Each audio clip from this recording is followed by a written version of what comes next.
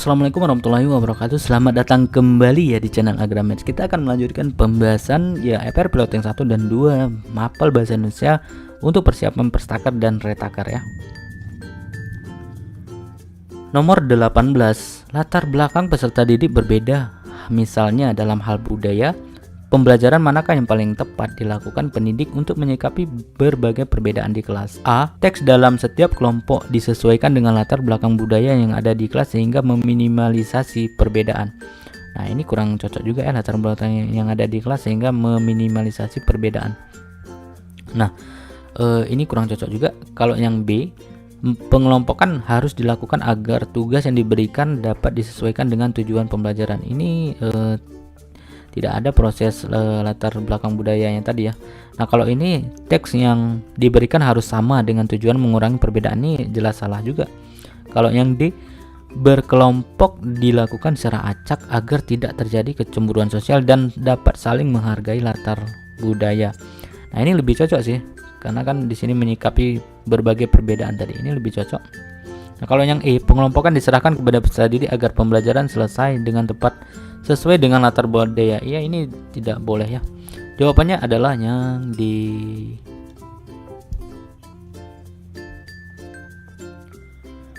soal nomor 19. Guru menunjukkan contoh teks eksplanasi yang ideal ya. Sedangkan siswa mengamati contoh teks berita. Berdasarkan contoh tadi, siswa mengajukan pertanyaan. Jika pendekatan yang digunakan adalah pedagogi genre, maka kegiatan literasi tersebut berada pada langkah. Nah, ini pedagogi genre, silahkan dilihat di Google ya. Ada di situ pedagogi genre. Nah, kalau kita lihat yang A, menyiapkan konteks, B, membangun pembelajaran, C, pemodelan dan dekonstruksi, D, konstruksi terbimbing, E, konstruksi mandiri.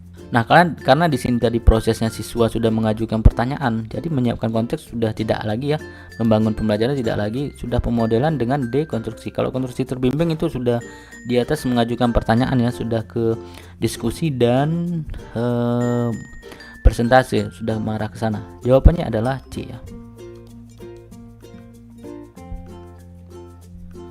Soal nomor 20. Bu Cindy akan mengajarkan teks informasi dengan dalam bentuk teks berita. Perencanaan yang dimuat untuk melaksanakan pembelajaran tersebut. Dalam proses, Bu Cindy meminta peserta didik untuk memaparkan pengetahuan mereka mengenai pengertian struktur dan unsur kebahasaan teks berita. Berdasarkan informasi tersebut, rancangan penilaian proses ya, yang dapat diambil salah satunya adalah penilaian ranah pengetahuan. Alat penilaian yang tepat adalah A, penilaian performansi, B, penilaian tes pilihan ganda, C, penilaian esai, D, penilaian angket, E, penilaian kuesioner. Jelas sini memaparkan pengetahuan mereka. Nah, sedangkan sini ranah penilaian pengetahuan dan penilaian proses yang diambil. Lebih cocoknya kalau menurut kami adalah tes uraian atau tes seperti penilaian esai ya. Soal nomor 21, setelah mempelajari materi mendiskusikan cerpen, siswa mampu berdiskusi berdasarkan topik cerpen yang dibahas serta mampu menyampaikan pertanyaan dengan santun menggunakan kalimat yang mudah dipahami. Berarti mampu menyampaikan, di sini juga mampu berdiskusi ya. Nah, klik pilihan benar atau salah untuk setiap pernyataan yang sesuai untuk pemilihan sumber belajar yang inovatif dan kreatif berdasarkan tujuan tersebut. Oke, kita lihat yang A. Peserta didik ditugaskan membaca cerpen dari aplikasi lalu mendiskusikan hal penting atau menarik. Nah, ini kan mampu berdiskusi, kemudian mampu menyampaikan pertanyaan ya. Nah, lalu mendiskusikan. Mungkin setelah mendiskusikan pertanyaan yang santun di situ dalam diskusi mungkin ini bisa tercapai ya. Ini masih benar sih.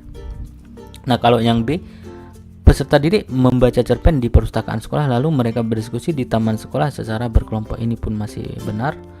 Kalau yang C, peserta didik diajak belajar di taman sekolah lalu mencatat hal penting dari materi yang disampaikan oleh Bu Ina. Nah, ini hanya belajar di taman kemudian hanya mencatat. Jadi proses menyampaikan pertanyaan dengan santun menggunakan kalimat yang mudah dipahami ini tidak ada di sini nanti ya. Ini jelas salah. Yang keempat, materi cerpen dimuat guru dalam TikTok.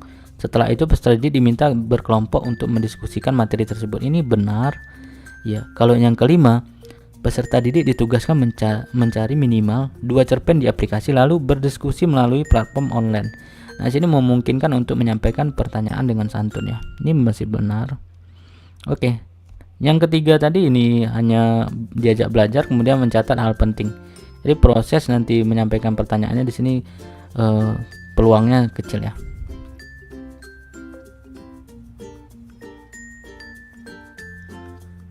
Soal nomor 22, tujuan pembelajaran adalah menulis teks anekdot dengan baik dan benar sesuai dengan strukturnya.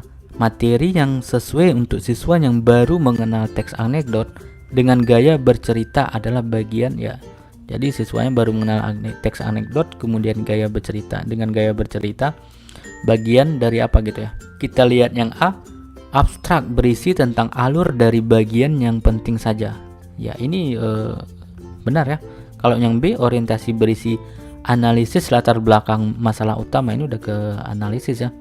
Padahal dia baru mengenal teks anekdot dengan gaya bercerita. Ini tidak cocok ya.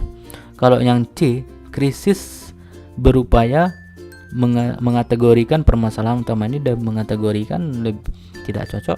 Kemudian D, reaksi mencari berbagai alternatif pemecahan masalah, ini udah mencari berbagai alternatif, udah seperti mengevaluasi ya, menganalisis.